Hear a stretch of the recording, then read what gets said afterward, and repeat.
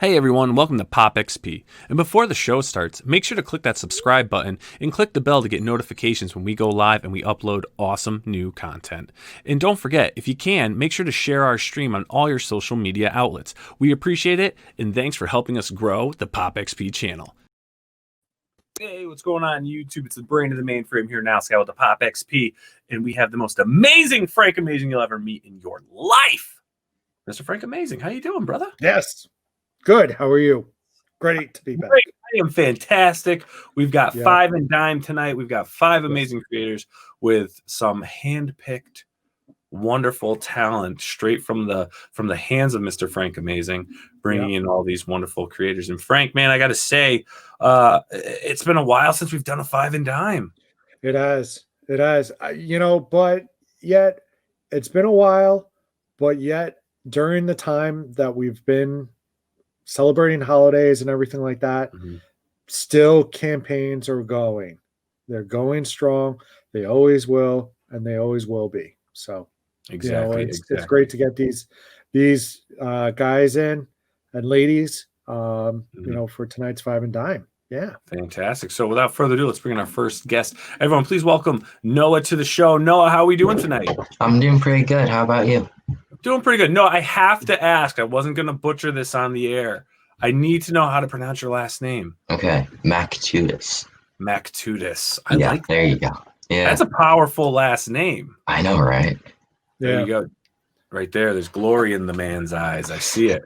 Mactutus. He was like a fired fighter today by Mr. Mactutus. That son of a bitch. Incredible. Well, I was looking at he was like a warrior during Roman times. Mactutus! Mactutus! Yeah. You come to crush my wall. So, man, so you are here as a comic creator. So give us a little bit about yourself. Tell us a little bit about Noah. How did you get into comics? My cousin gave me some Spider-Man trade paperbacks. They're like a collection of some stories. And the first issue of Batman Hush. I had no idea what a comic book was. Sat around for years without me reading it. Then I got into writing stories. So I started writing short stories about superheroes. Then I wanted to make a movie. Then I realized I couldn't make a movie. This is around when I'm 8 or 9. I wanted to make a movie, couldn't do it. And then I was about 10. And then I was well, normal books have too many words. It's too boring. And I was like, well, picture books are for sissies. And then at this point, I knew about comics. So I was like, I'll do a comic book. And I started drawing them. I do them on printer paper and stuff. And then when I was about 11 or 12, I got How to Draw Comics the Marvel Way. I would read the book, watch the VHS thing on YouTube. And then I started teaching myself how to draw. Then when I was 13, I created a character called Mavericks. I did maybe 3-4 digital issues, which I would just give them to friends, sell them like that. Then I got upset at the story because I didn't know what I was doing, so then I stopped. Then in 2019, I picked it up again. I did 10 issues, which I printed, and I've been selling them online. They're not very good. As a matter of fact, they kind of suck. But there's something. That's a great way to promote your books. Well, no, I haven't a thing here. So this. Okay. If you pick up issue 1, it's pretty bad. Then you get an issue 10, it's pretty bad. But then you look at Decimation, and then it's really good. So you get to see. So there's an evolution here of really bad to not so bad to just Decimation. This is great. Yeah, exactly. And that's why you're here, though, right? Yeah, you're here for the Decimation. Yeah, it's a masterpiece, in my opinion. But I'm biased. So now, did you draw this and write this? Yeah. Well, I wrote it, and then I had a friend help co-write it. He didn't really. I wrote more than he did, but he helped out, so I guess he's a co-writer. Pretty much, yeah. So, but I wrote it with him, penciled, inked, colored, and lettered it. So I'm pretty much doing everything. Very cool. That's the way to do it, man. That's the indie way. Yeah. Do it all. Keep that overhead low. Yeah. Now, how long is your video? It's like 1 minute. Let's check it out. Let's play the Okay. video. Yeah. Let's check it out.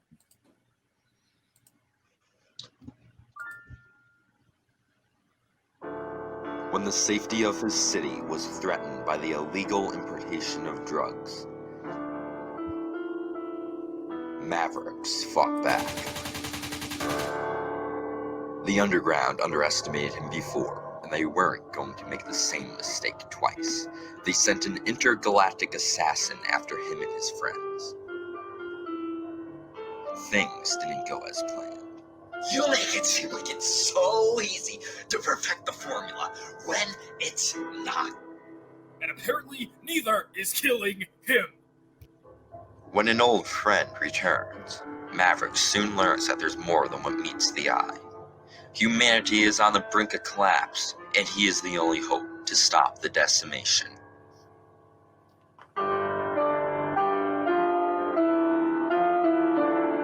Foolish boy with a brave heart. A deadly combination. Decimation. He's our only hope. Yeah. it's Are pretty you good. the voice talent behind this video? For everyone except for the one guy in like the middle of it, because there's like the conversation part, and then I didn't want to be both, so I got my friend to do it. But Very and I nice. tried to get somebody to do the guy at the end, and then they bailed on me at the last minute. And then like I had to put the campaign out. So I was like, oh, gotta do it myself. It was a lot cooler in my head. No, it's a good video, man. It's good. Yeah. I like the illustration. It's pretty cool. You definitely have me intrigued with this. Now, give Yeah. us a bit. Tell us a bit about Maverick Decimation. What can the backers look forward to with this book? Okay. It's got action. It's got adventure. It's got mystery. It's got drama. It's got a tiny bit of romance only to move the story forward and to create some like realism, to add some weight to the story. It's got mob bosses. It's got aliens in it at one point because there's the intergalactic assassin. It's got like super powerful people in it from other planets too. It's got mutants in it. It's got like everything in it. But here's the thing: it's all a cohesive story. So while I'm saying it, and you're like, how can this all work in one story? When the way how the story goes, and then characters come in and come out, it's all very intertwined. It's an elaborate plot that just works. Mhm. And then it's like, so in the beginning, it's about the mob bosses and stuff, because the villain is a mob boss. He's Solomon Damascus, and he wants to prove that he is better than the guy who's a higher up in the mob, and that guy's Anthony Galabani. Now, Anthony Galabani was intertwined with some people who were trying to create the perfect soldier. Now, whereas Galabani was only doing that to gain power, he didn't actually want to create the perfect soldier. Damascus thought he was. So Damascus goes, well, I'm going to prove I'm better than this idiot. He can't kill the Mavericks, and he can't create the perfect soldier. I'm going to do it. So he sets out, and see that like giant orange thing? Yeah. He creates that, and it emits this energy, and he builds this system where it goes into this chamber. A human goes in there, and they get turned into like these mutant soldiers who they don't have a conscience, and if you tell them to do something, they'll just do it. They don't question.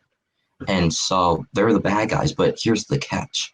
The energy is escaping the orb. So normal human beings walking down the streets are starting to get turned into these monsters, but since they aren't being told what to do, they just start destroying cities and killing people. So it's a race against time for Mavericks to stop the decimation. Well, that's the basic plot. Yeah.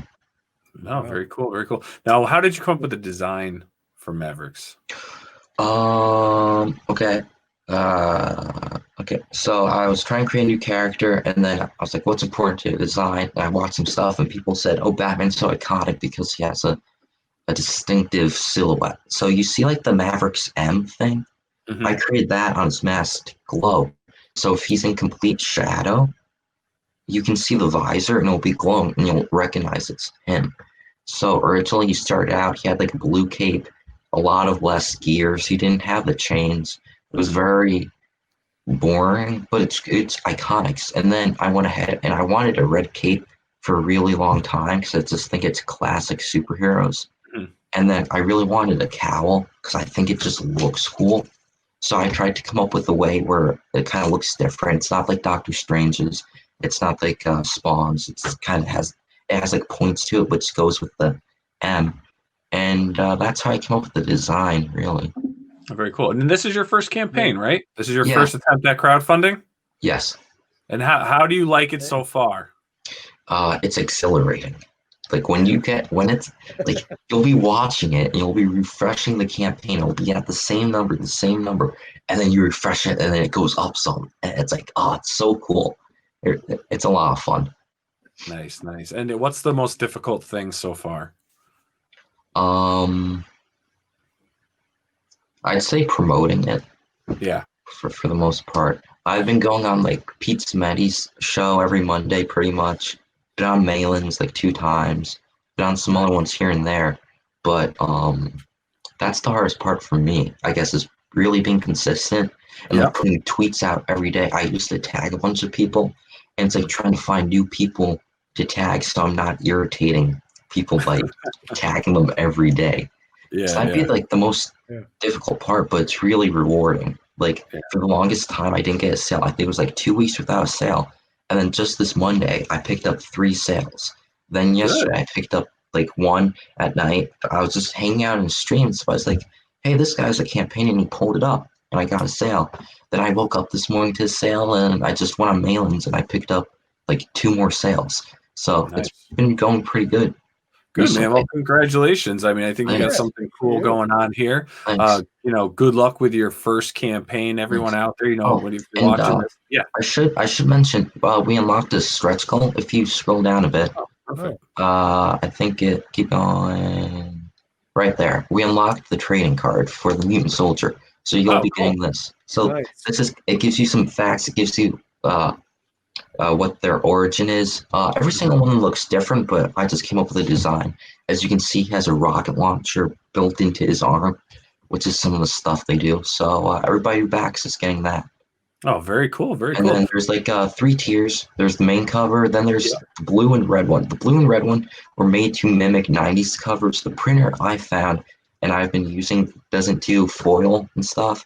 So I came up with that idea, and you can get all 3 of them for $54, which actually takes 10% off.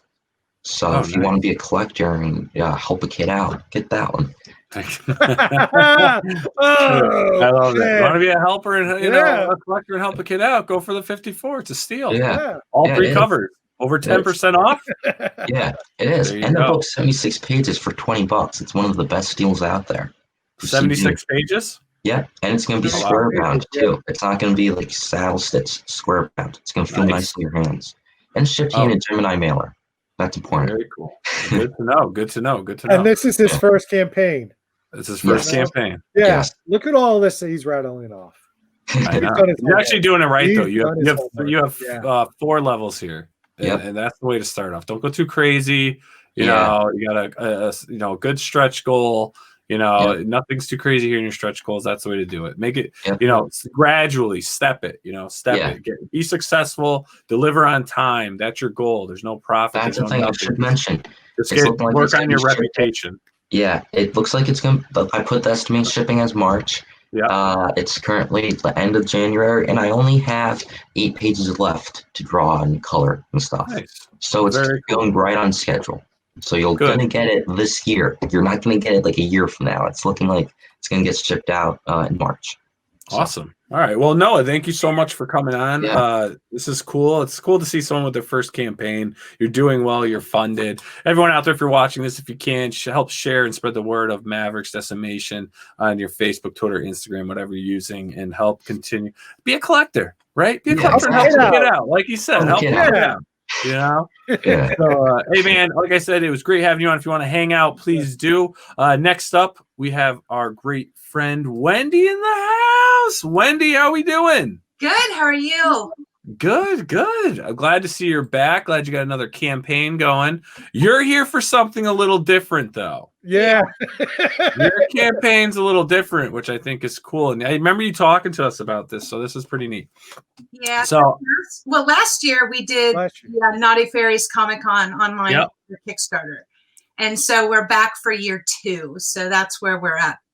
Yep. So where are you seeing now between Naughty Fairies Comic Convention 1 and 2? Are you seeing a lot more traffic with the second iteration? Yeah. I mean, I think I've done 5 Kickstarters since that one. So new backers, new fans, new books. So yeah, there's just been a lot happening with this one, because this one I was able to do a cover art book in addition to a brand new title for the Naughty Fairies series. Very cool. Excuse me, I'm gonna be heading out, but thanks for having me on. And you got it, your campaign. Congratulations on your book. Thanks. So thanks for having me on. See ya. You got it, Noah. Thank you so much. So let's check out your campaign here. This is cool. So now, how long is your video? I think it's less than a minute. Less than a minute? All right, so let's check it out. It's pretty quick. Ooh.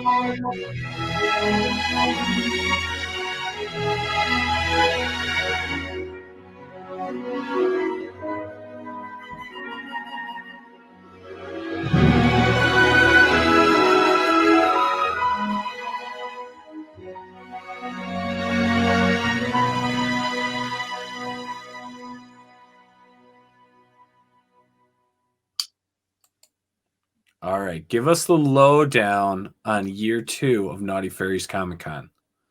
Okay, so when you come to Naughty Fairies Comic Con, you can get your admission package. So if you scroll down, you get your program when you enter the convention. So that's our program. And then we have an Artist Alley map to help you find your way. So we have digital admission packages, which include a digital edition of the convention program, digital wallpaper, and a digital badge, because you need your con badge when you go. Of course. And then the next one, for your basic admission, you get your lanyard and your badge, a swag bag, your convention program, and a digital edition of the Ginger Snap, which is the new Naughty Fairies book. And then as you go through, each admission adds a little bit more. So you get like a Kara Nicole print, you get a poker chip, you get a pin. There's some trading cards in there. And cool. Then you keep going through and you can get a t-shirt added to it and the challenge coin, which is always one of my favorite things to throw into any of our campaigns. Oh, nice.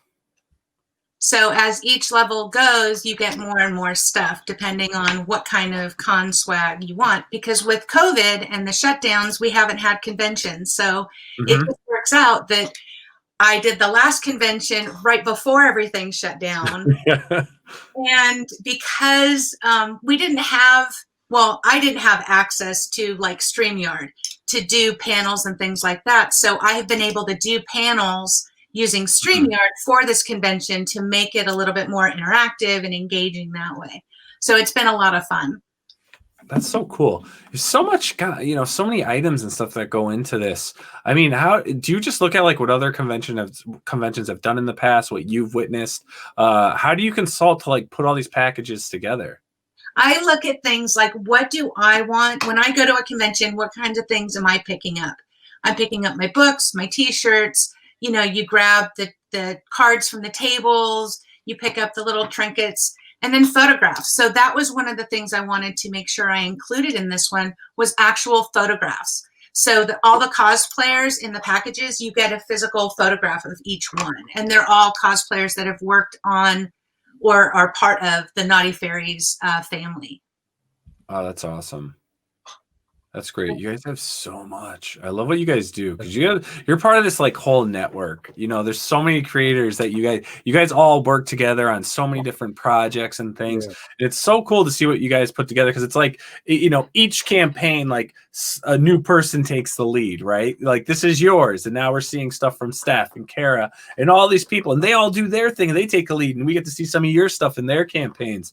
Yeah. I think it's really cool how you guys do that. Now, is there actually are there actual panels and stuff that come with this that are scheduled that you'll be hosting to give that interaction?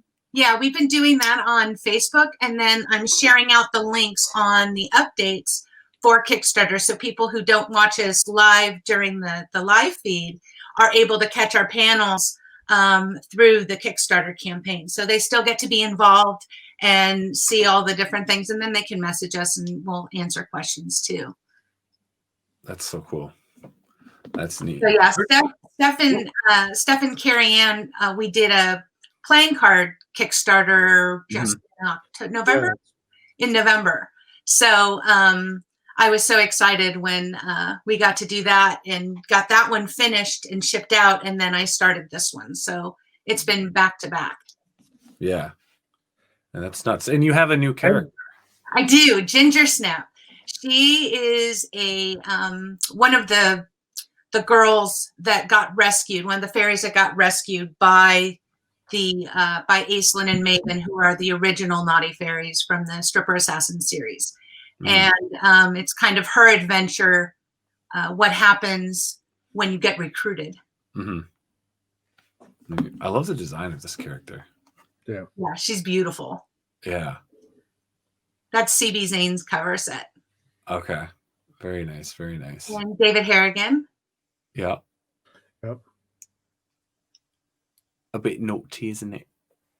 And then there's Nancy Vasconcelos. She did a three cover set. Oh, wow. That came out great. And then what's really cool is we have what I call these are magical metal foils or magical metal covers, because check out how they're like a mirror. Oh my gosh. They're so reflective and just absolutely stunning. So in one of the reward packages is the mystery envelope that has 3 of these in there. Now with your metal covers, do they do it where you have the comic book and then that metal cover plate is kind of adhered to the front cover? The metal cover books, yes. But these are just metal prints. So I have metal prints and metal covers. Okay. Well, that's cool. That's really cool. And who did the cover for your program? That's CB Zane. Oh, that's CB Zane as well. Cool. Yep. And he did a naughty and a nice variant. That's April Reyna. And all of the little people are people involved in the project or have been part of the naughty. Oh, yeah, look at that. So you've got David, Steph, Carrie Ann, Tina Haggerty, Kara and Alfred, CB Zane, Ruben Rosas, and April Grady, and I'm pointing, which is really silly because you can't see what I'm We're pointing at the screen. right there. He's right there. Yeah. That's so cool. I actually recognize that was a lot of fun. That's cool. Awesome. That's a nice little a little homage cover there of everyone, right? And Kara Nicole. Yeah. Naughty Fairy herself there. And Harvey. This is awesome. This looks great. It's beautiful. So he did a naughty and nice variant. John Rhodes and April Reyna did the winter variant. I have a spring and an autumn. So this was our winter version. Very nice. And then those are images from the art book. Yeah. Can you stop at this one? Yes. When Now, Wendy, this is your. Yes. You did this from scratch. I did it through 3D illustration. 3D, yeah. Yes. Because it looks like a model. I mean, it literally, like, I had to stop because I was like, oh, Wendy's art. And then I'm like, wait, let me go back. Yeah, it's 3D and, animation. So it's working with 3D renders. Yeah. Yeah. I mean, it's amazing. It's Thank cool. you. I like it because no one else really does that, Wendy. And I like that your style incorporates that. Yeah, thank you. I really enjoy it. It's a lot of fun. Yeah. I mean, you have so much stuff. I'm not even halfway through this scrolling. Is cool. So this is also cool. This is really cool. So that's the bottle opener. So you can see how shiny it is. And it's heavy and it's a good size. I mean, it fits in your hand and will open your bottles just like they're supposed to. It's not going to snap off. Nice. Very cool. And how do you budget all of this stuff? Yeah. Well, you know what? I wanted it to feel like you know? Lighters? Lighters. Wait till you see these. These are so cool, you guys. So check this out. So it's a naughty and nice lighter. So I've got, this is David Harrigan. So you have the nice side and then you have the naughty side on the reverse. Holy cow. And they're Zippo style. So I have David Harrigan. This is Keith Garvey's. Mm-hmm. That one's awesome. And the naughty side. Yeah. I don't know where you're showing this, so I want to make sure I'm. Yeah. And we then gotta be careful because us and YouTube aren't in good terms right now. Yeah. So, and each one comes in a special little tin. So you get. Oh, cool. Goes with it to keep it safe. That's cool, man. I haven't seen any of these types of perks. Yeah.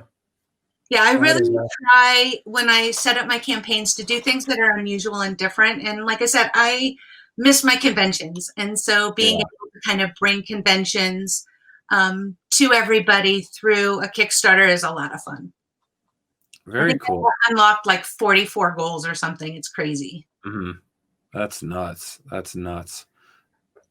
And you did better. You're doing better now compared to last Comic-Con.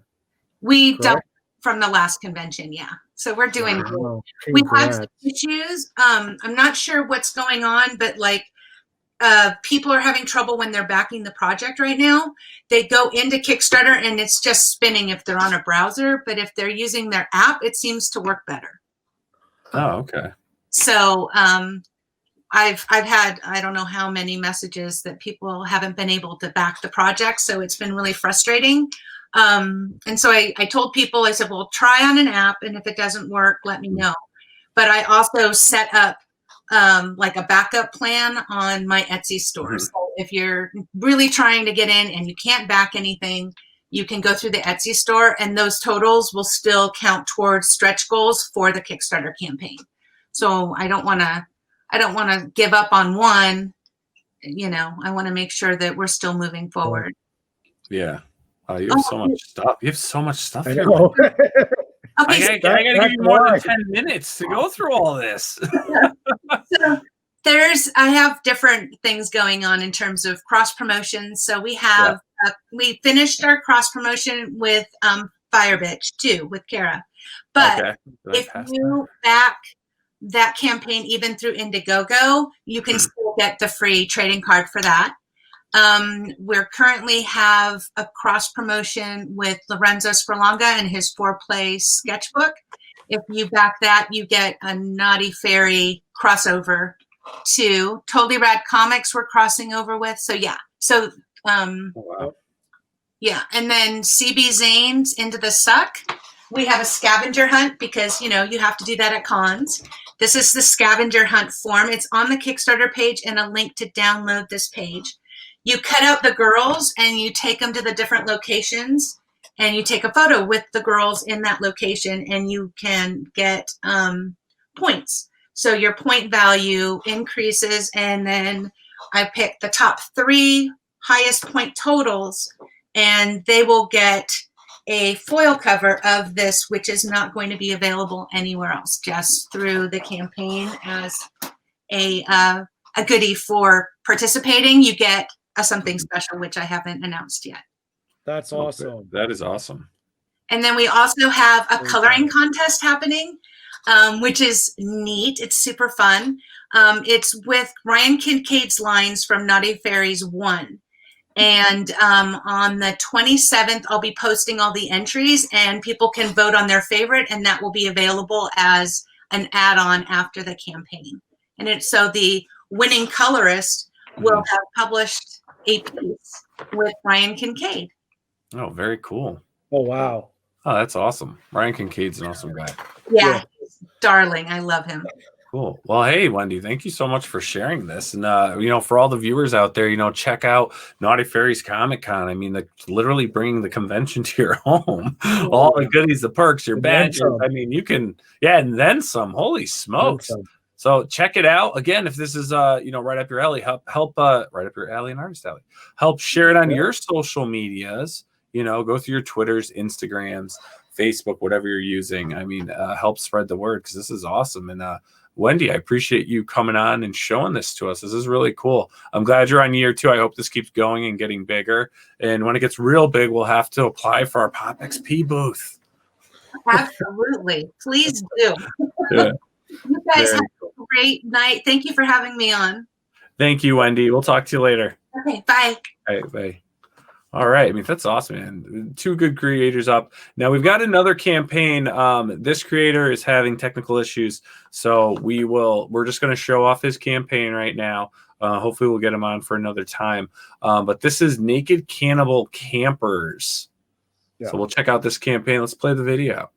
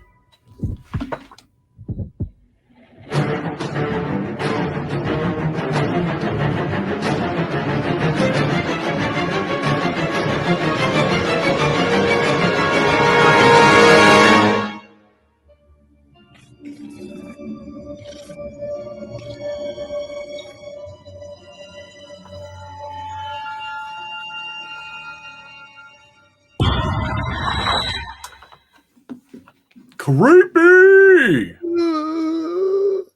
That's crazy. So this was like this one called. I'm like Naked Cannibal Campers. I'm like, what is this freaking about? But this is this is a Naked Cannibal Campers, a sexy horror story limited series. This movie adaptation has gore, cannibalism, witchcraft, and some laughs. And remember when I was like, hey, I remember when I saw this, Frank. I was like, I texted you like, bro, did you look at this campaign? What did you get us into? I was like, what is this? And you're like, why? What? And I was like, dude, this is kind of crazy looking. And when I was scrolling through, I thought this right here was just insane. Yeah, that's an awesome shot from up above. Now, this is like I guess there's a movie or some type of form of adaptation for this comic, but if it's definitely interesting, man. Yeah, from what I could tell, it is loosely based on a movie by the same name. I don't know how easily available it is for people to watch. I didn't really try hard to look for it. It seemed like a movie that you would see on other channels and whatnot. So just didn't have, but I mean, what you saw is pretty cool, from the look at, kind of the stretch goals that they have as well. This is David's second campaign as well. Yeah, so if you guys are into, horror comics, naked chicks, witches, witchcraft, cannibals, check this out. We David Summey was supposed to be on. I guess he's having some issues, so we're just throwing this up. We'll get him back on again. But check out Naked Cannibal Campers on Kickstarter. The link will be in the description of the show. And if you love it, back it, share it on your Facebook, your Instagram, your Twitter, and whatever else you guys are using out there to share these campaigns. So, Frank, I think we'll check out our next campaign. So we'll move on to our next guest. Everyone, please welcome Jared to the show. Jared, welcome to the show. Hey, what's going on, guys? How are you? We're doing well. Jared. How are you doing? I'm good. So how are we you guys? Uh, have you on for Eden Skye number 5 on Kickstarter. That's right. But before we get into that, because that's Eden Skye number 5, so you're on your fifth issue. But we've never had you on the show. If you don't mind, if you can just give us a couple minutes and just tell us, how did you get into comics and making comics? Yeah, absolutely. I'll be honest, I didn't grow up on comics at all. I was much more into film and TV. But really, when it comes down to it, I'm a screenwriter, and as a screenwriter, like I have directors in mind that I really look up to in terms of kind of like how they progress their story and not only how they progress it, but how they express emotion. Like, emotion is something that even when you're playing with a huge canvas, it's something that you gotta have a reason for people to care about what's happening on screen. And so we actually pitched this, like we wrote Eden Skye, or excuse me, I wrote Eden Skye, and it's a grand space opera. It's a teleplay series we've actually pitched with a couple big studios over the last few years, and all the feedback we were getting was super positive, but our budget was insane. There'd be a lot of CGI with it, and so we adapted it into a comic book to kind of gain that audience that would be needed to progress it to the vision that we originally had for it. And so when we went into comics, it was kind of something, honestly, that we fell into. But it's something that has really grown on us, and we love the community. The artist community, especially, that we've worked with, has just like, they've become family. I mean, it's really cool to like start from knowing nothing about the industry when it comes down to it. It's, of course, like, we love Batman and that kind of thing growing up, but I couldn't tell you, first appearances or anything like that until recently. You kind of get sucked into the world, right? And the artist community that we've had, like, we started out pretty small. We're Chicago based, and we've going to all the conventions that we outside of 2020. We went to C2E2 this year, and then things kind of got shut down right after that. But all the connections we've made have kind of given us this international family, which has been, pretty cool to work with. Oh, nice, man. That's cool. And I mean, the book looks really interesting. And, you talk about being a screenwriter, and that's what I find fascinating, really, in the, I guess in the mainstream comics you have it too, but we're more exposed to the indie comics and the creators. But there are actually, more than a handful out there that really have the film background. Have attended film school, are screenwriters, this and that, and they go into, directing, but then also taking their visions into comic books. And I do have to say, I mean, they do come to be some of the most well-written books that I've gotten my hands on. So it's cool to see that, there is a consistency with that. And is that something you always thought of, or was it more of like, how do I bring my ideas to an audience? If the budget, like, why did we go into comic books, you're saying? Yeah. So it is something that we were using as an avenue, totally honest, like, full transparency at first.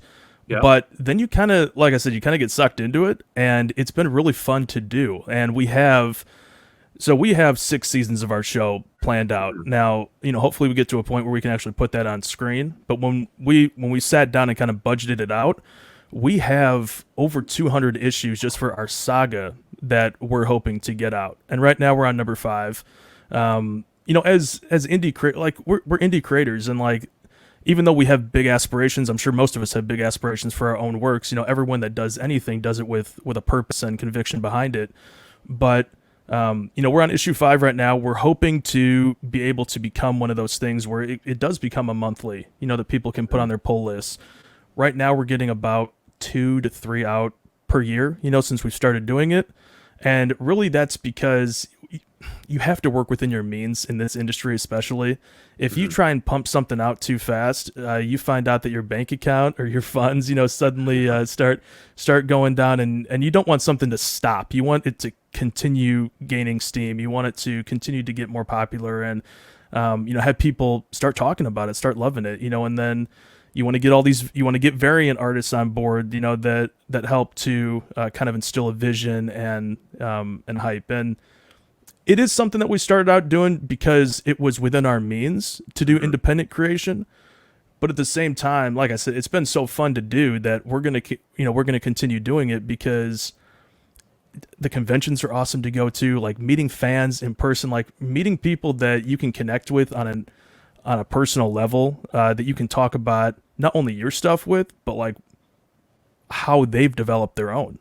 Yeah. And there's so much untapped independent creation that's out there right now. Some of my best friends are people we've met at conventions over the last couple of years, and you're pursuing similar paths. And even though their material might be a lot different than yours, it's very cool to see how people come to the different avenues with their stories. So I don't know if that answered anything, but no, that was a perfect answer. Yeah.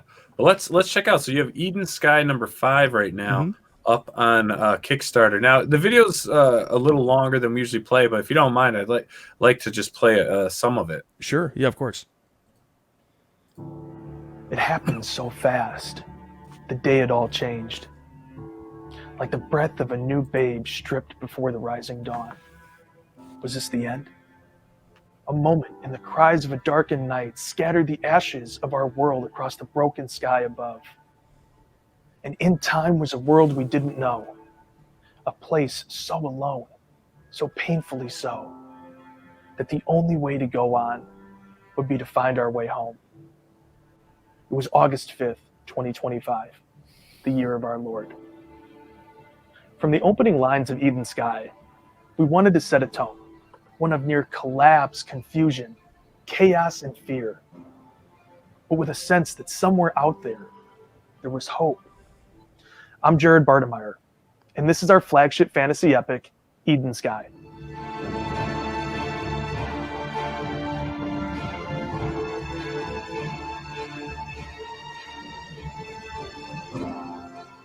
I think everyone's process is different, and I often wondered if I was crazy or weird, or if it's just that I liked great stories.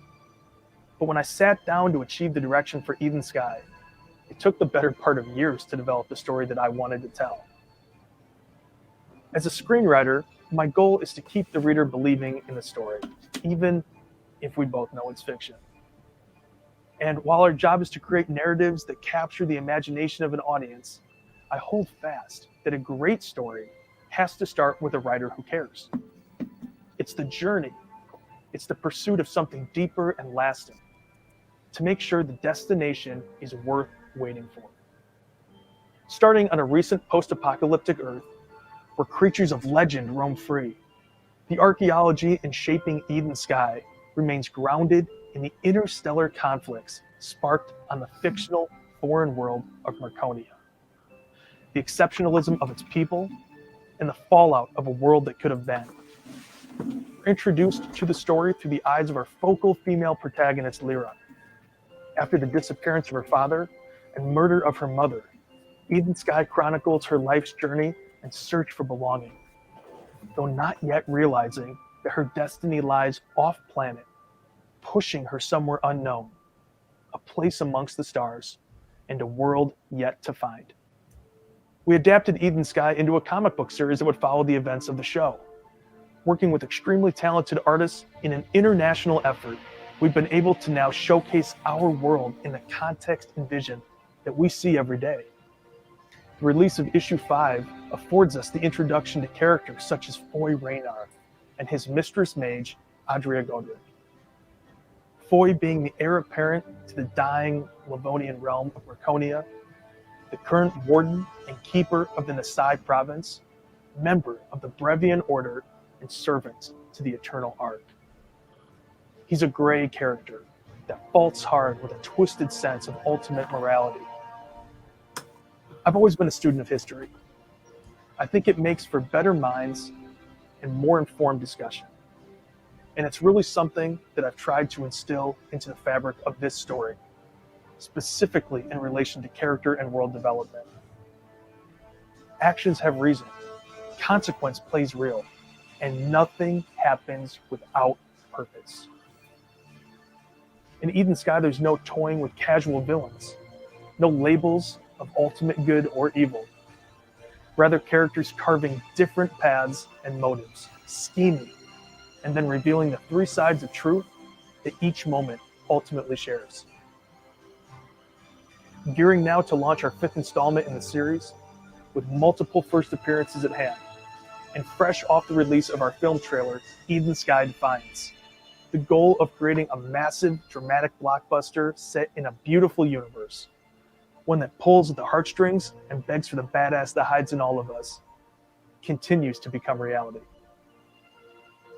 We thank you, the fans, for your continued support of Eden Skye, as it's because of your investment in our series that we can continue to share and explore our stories in the vastly talented nexus of creator-owned works. Let's enjoy the journey together. Thank you. All right, I just had to play it through. Sorry. No, I was just I wouldn't be doing justice if I didn't. It's such a gorgeous universe you've created. Thank you. I would love to see that. I would love to see that on the screen. We appreciate that. We can't right now, guys. So that's why you need to back this campaign. Right. So you have 7 days left. You aren't funded yet, though. You are very close. But right. you're just shy, a little over $150. So what's the push? How are we going to get there? Well, I'll be honest. This is our first Kickstarter we've done, our first crowdfunding in any capacity. There's quite a bit to learn. I think it's a very steep learning curve when it comes to crowdfunding. And we just implemented a referral program within our campaign where basically, if you're a current backer and you refer, anyone, one of your friends, one of your colleagues, whatever it is, a family member, they buy in for a minimum of $50, you guys both get one of the variant trade dresses for free, which are $25 a piece. So we're trying to implement some things to see, what people are what kind of resonates with people. But I don't know, man. We're pushing there. There's a lot to learn. Like I said, we're trying to figure it out. As people that have never done it before. Like I said, this is our 5th book coming out. Mm-hmm. We're going to get there. I'm certain. But as far as some of the tricks behind the scenes that we're not aware of yet, we're hoping to kind of find some of those out as we continue doing this, because Kickstarter seems like a cool platform. I think it could be a bit more intuitive on the creator side. Like drop-down menus, I think, would be a great add to things like Kickstarter, checklists, things like that. But yeah, we're excited that we were able to launch it. We have a lot of material that's on there. I think that it's a little daunting looking at our Kickstarter page because there are so many options. Mm-hmm. And we're seeing what people are liking and what could use some refinement going forward. But we're happy that we're getting a lot of backers that have never bought from us before. And I think that's the thing too. I think a lot of people still don't know how to use Kickstarter. Mm-hmm. They'd rather buy from a website specifically, I think. But we're finding out, it's kind of a cool way to meet new fans and get people involved in your universe and projects. So, have you thought of? I feel like you'd be really successful on Indiegogo with this. See, I don't even know that we're looking at Indiegogo, but I'll be full transparency. I haven't really done a deep dive into it to see what the differences are between the platforms. There's some, definitely look into it. There are some differences to it. My personal opinion, I think for comic book crowdfunding, I think Indiegogo is the far superior platform. Okay. Just because how you can roll into in demand and all this, and basically you can turn your campaign into a store. Interesting. Okay. But for that, now for other campaigns, with other products and other things, maybe not. but definitely in the comic realm, I think Indiegogo has definitely done a better setup than Kickstarter's actually starting to follow suit a little bit with add-ons and things, and stuff you can do. But all that's been a part of Indiegogo for a while. But I think just knowing the audience too over at Indiegogo, because you do have your brand loyalties. I think like your universe would do pretty well over there. Something to look into. Just a little food thought. Definitely something to look into. But this is awesome, dude. This is one of the best things I've seen in crowdfunding in a while. I love having the whole universe, and because you built this before you even did crowdfunding, you obviously were doing this and funding it in other ways, and now you're bringing it to the crowdfunding realm where really the sky's the limit, and you got to crush Twitter, you got to crush Instagram, even Facebook still is relevant for marketing, and getting on these shows, get on as many of these shows as you can. Yeah, I appreciate you having us on, man. I mean, I really do appreciate that. Yeah, this is cool, man. And your video really tells a lot of what everything is, and that's why honestly I was just so into the video. It's my second time watching it, and I just had to let it play through because it's a phenomenal campaign video. Right. Well, that's where we came from. We're coming from video. We wanted, that's kind of how we're visual people in terms of in terms of our storytelling. So we're trying to figure out how to kind of advance that vision, right? Yeah. And we're excited about this crowdfunding, and we're hoping to get funded on this one, and then we're working on issue 6 right now, so we'll get that one out as soon as we can too, and hopefully we can go back to conventions this year at some point, and get on with our lives, right? Exactly. That would be great.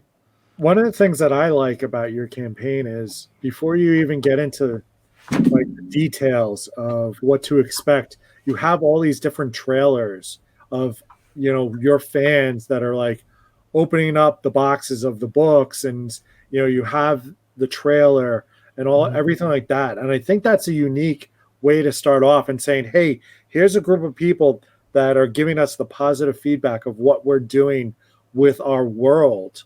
And now, here's my campaign. Right. Mm-hmm. Yeah, it's something different that we tried. We didn't see a lot of campaigns doing it. I didn't know if it would be overly successful doing it that way. It's kind of like, do people want to get to the meat right away? What's the best formula to do? But it seems to get a lot of positive feedback from not only the people that have done the videos, of course, but from people that have checked out the campaign that are new to Kickstarter or are returning backers. And not for our campaign, but that have backed Kickstarter in the past. And it's kind of fun, to see people's reactions, and the fact that it's on the internet, it's not going away now, which is kind of fun. Very cool, man. Well, hey, thanks so much for coming on and sharing. Sure. I appreciate you guys having me on. Man. This is cool. We'll continue to help push it through our channels. And again, for the viewers out there, this is a gorgeous book. If this is up your alley, you want to get immersed into a whole new universe, then help share Eden Skye number 5 on all your social media outlets, your Twitter, your Facebook, your Instagram, and help push them. They're so close to their goal. You're going to do it. I know you're going to get you will. You will. Without a doubt. Thanks, guys. So thanks, man. Jared, thank you so much. Jared. Good luck with everything. And if you go on Indiegogo with this, give us a ring. We'll pop you back on to promote that. And any other campaigns you have going on in the future, if you want to pop on the Pop XP. Absolutely. Or even on it's not our only series, so we absolutely will take you up on that. Fantastic. All right, Jared, have yourself a great night, and thanks for joining us. All right, guys. Take care. Bye-bye. All right. So here we are. Let's head into last one. Our last creator, Mr. Mark Middleton. Hey guys, how you doing? Doing well, Mark. How are you doing this evening? I'm doing pretty good, guys. Welcome to the show. Now, Mark, in custom with what we do with our guests, we need to know about you. We need to know how to groom a beard. How to groom a beard. I use a comb. How to groom a beard. And I use beard oil if it gets itchy. Oh, nice. Interesting. I'm jotting that down. Yeah. I find Crisco works well. Oh, there you go. Adds a shine to it. Really stops things. Well, that'll definitely make it stop itching, but I think you might have some more problems after that. Come on. So, Mark, please let us know how you got into this crazy world of comics. Well, I have been into comics since I was probably Man, it was the X-Men animated TV show in the 90s. I remember sitting down one Saturday morning and, I had never really, I was only, I think maybe like 5 or 6 at the time. And that premiered and it just blew me away. Nightcrawler, Wolverine, Cyclops, like he shot lasers out of his eyes. So I was like, yeah, I need more of this. So, I went your favorite X-Men? My favorite X-Men, man, you really put me on the spot with that one. Yeah, I don't freaking did. There's so many. Like that, son. You're gonna talk like that, man. Who doesn't love Wolverine? But I gotta say, probably, honestly, I really like Colossus, and I really like. Technically, she's the one of the new mutants, but I really like Magic too. Yeah. Both of them. I really like Magic a lot. Actually, she's pretty phenomenal. Yeah, she is. Yeah. I have to say, I'm happy you said Colossus. Yeah, I have a mix of my number ones, which is Cyclops and Colossus. Cyclops is great. Underrated. I think Cyclops is underrated and kind of vilified unnecessarily. He's an awesome guy. Like I remember when I was a kid, people were like, "Oh, he's like a goody two shoes and stuff." But he's pretty badass. He's awesome. He was the polar opposite to Wolverine. And everyone, Wolverine. Especially when the cartoon came out, it's like Wolverine. Everybody loves Wolverine.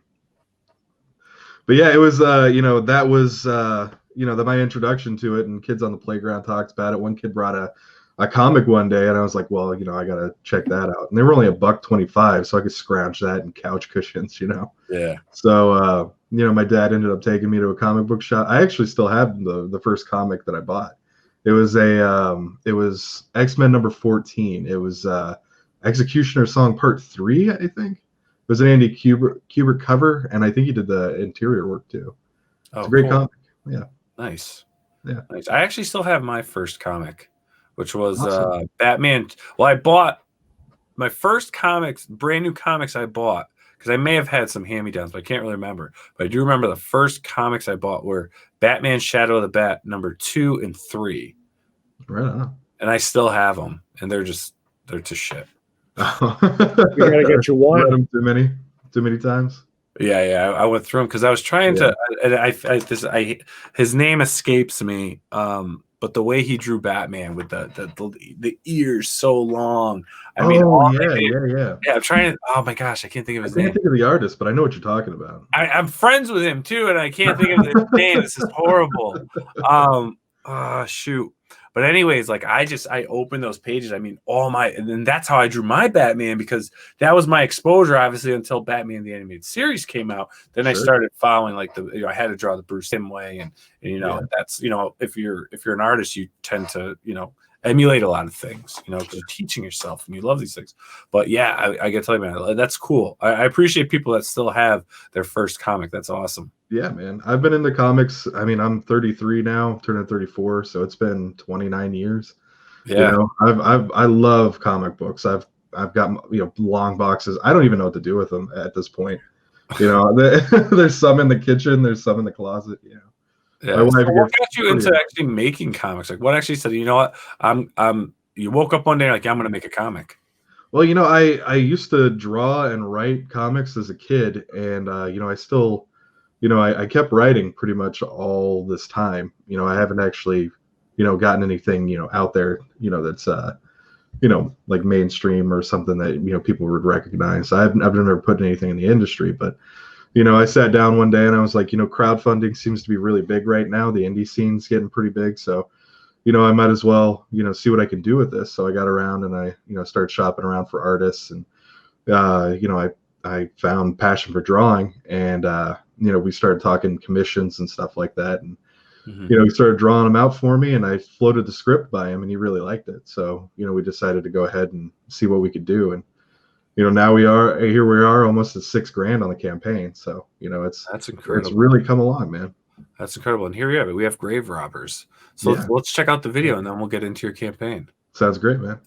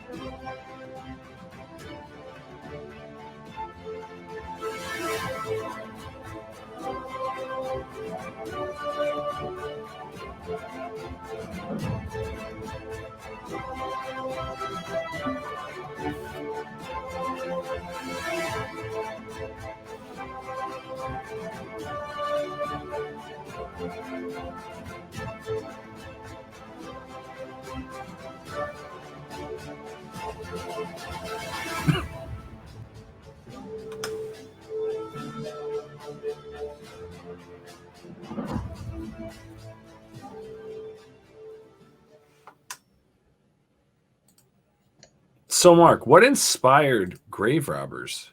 A lot of things, actually. I'm a big horror fan. I've been a big fan of Sam Raimi specifically for a long time. I started out with his Evil Dead movies. Darkman obviously was an influence on the book. Drag Me to Hell, I think, was a great movie. It's one of my more favorite movies that he's made. But my dad and my grandpa were really big into westerns. Like the old John Wayne flicks, like The Searchers, McClintlock, The Shootist, stuff like that. And I used to sit and I used to watch them with them. And my dad would come back from Blockbuster with a bag of movies, and we'd sit and we'd run through them. My mom worked nights, so it was kind of a free for all. My dad would pick up whatever. I remember being, I think, 8 years old and sitting and watching Pulp Fiction with him, which probably wasn't, advisable for an 8-year-old. But it shaped my taste, and I kind of grew up watching these movies, and it kind of formed, I think in a lot of ways the way that I think. Kevin Smith talks a lot about that. It went with his influence. His dad was similar. So that was definitely a huge influence on the Western side. And then I kind of put my horror spin into it. But I was a big fan of also the Midnight Suns in the early '90s. I was a huge fan of those books. I still have a lot of them. And this is kind of I've been calling it like if Sam Raimi directed Midnight Suns and set it in the Old West. That's kind of what this book. That's kind of cool. The theme of this book. They're bounty hunters, and they hunt evil. They go out and they find vampires, demons, whatever the average sheriff can't kill, and they put a bounty on. These guys go out and they kill it for them, and they come back and they cash in the wanted poster for the bounty. And this story, Welcome to Hellhole, is in that vein. They're tracking a killer who's been going town to town, killing people and cutting off a body part and taking it with him. So they've been kind of following the trail. Big Dick Murphy is the main character, and that's awesome. Everybody loves that name, man. Everybody loves that name. Yep. I love to create character names, man. And, I thought that was pretty fun. People get a kick out of the names on this campaign, but Big Dick Murphy always gets the biggest laugh. Oh, that's funny. I love the paragraph. Follow Big Dick Murphy. Oh yeah. There you go, man. Gonna follow him. There you go. Yeah, he's a werewolf, and he has those wolf senses, so they he can sniff out bad guys and stuff. So they follow this killer's trail, and it leads them to a town called Hellhole in the southern part of Arizona territory. And that's where the story takes place. They confront a demonic cult there who is also looking for someone similar to them. So they kind of butt heads, and it's a bloody, gory mess, but it's a hell of a lot of fun. So. Oh, very cool. I love the actual the illustrations of this. Yeah, I really dig all of this, man. This is cool. Thank you. Yeah, Passion for Drawing is the artist on the campaign, and he has done a great job. He's done everything. The cover art, he's done everything on it with the exception of the rear cover, which was done by Preston Acevedo. That was originally also for sale. The original artwork was for sale on the campaign, but somebody picked that up today. So that was pretty cool. Nice. But that trading card was done by Joe Ball. He did a phenomenal job. That's a character called the Rotting Golem, and he's going to come into play a little bit in the comic. But we have some cool characters. We've got a great cast of characters. Big Dick Murphy. Awesome character design too. Yeah. We sat down, and I was the creator. I created these characters, and I talked to Passion, and he started adding to them and kind of molding them with me, and we came up with we formed these characters out of my original concepts for them. And they ended up being just phenomenal. Like I mean, I would say, you know, whatever I was thinking, and he would just put it right. It was like he was pulling it right out of my head. Yeah. You Well, know, Big Dick Murphy, we know is a werewolf, right? Right. So what are we looking with Amanda Lynn? I mean, what is Amanda Lynn is a demoness. She is a product of a botched vengeance pact between her mother and a demon. Her father, Amanda's father, was killed by a group of highwaymen, you know, who were fleeing the Civil War. And in the struggle, her mom ran. Her mom was a witch, and she ran away from the fight with her, you know, Book of Shadows, and she makes this pact with a demon in the woods. And the demon basically tells her, you know, I'll kill them for you, but it's going to cost you something. So she agrees to it without thinking, cuts her hand, and gives the blood sacrifice to the demon. And in so doing, you know, the demon goes and he kills the guys. But 6 months later, her mother gives birth to Amanda. And, you know, she's born with these clawed hands and clawed feet and razor sharp teeth and purple and red eyes. You know, and the nurse, you know, screams, and, you know, her mother's terrified of it and abandons her at a church. And, you know, at 6 years old, she gets run out of the church because the townspeople think she's a demon. And she ends up taking up with some Sioux Indian tribe for about 10 years. And then she goes off and wanders on her own for a while and meets Big Dick, and he kind of takes her under his wing. So yeah, we've got some cool characters, man. Yeah. And tell me about Waylon. Waylon Louder. He is he's, I guess you'd consider him a mummy. He's cutthroat, very much in the vein of, like, say, Jane Cobb from Firefly. Yeah. He is, you know, he was a bank robber for a long time. He ended up deciding that he wanted to keep all the money after a bank robbery and killed his posse. One of the people in his posse, though, was an Apache Indian shaman, and he cursed him to be as dry and thirsty as the sand in the desert. So all of the moisture and all of the water in his body just dried out and desiccated him. So he's literally just almost like packed dust on bone. Wow. So he's in constant pain, and he's a miserable son of a bitch. And you know, he can't die. He's tried. He's been trying for a while. That's actually how he met Big Dick. Big Dick followed a bounty to try and of people who were trying to get rid of him, and he promised him that you know, if Waylon came with him, that he'd find a way to kill him. So that's why Waylon follows him. Is he wants to end it. He wants out. You know, he wants his curse broken. Yeah. So, yeah. Very cool, man. I mean, you've got some great characters here. So it sounds like a great story arc. And yeah, I mean, for the viewers out there, I mean, this is definitely again, this is one of the better things I've seen crowdfunding. I mean, it's just different. It's a way. It seems like some good fun escapism here. I definitely encourage. This is in demand now. So you are successful in your campaign. Yep. You are now in demand on Indiegogo. How long do you plan on being on in demand? Well, I'm looking to stay in demand for quite a while. I'm going to be shipping out in May, but we're going to keep the store open. So if you buy the book, I'll be able to just ship it right out to you, even after May. We're not going to be doing book 2, I think we're going to start sometime in the summer and probably launch in the early fall. So, you know, you'll be able to get this book probably up until then, you know.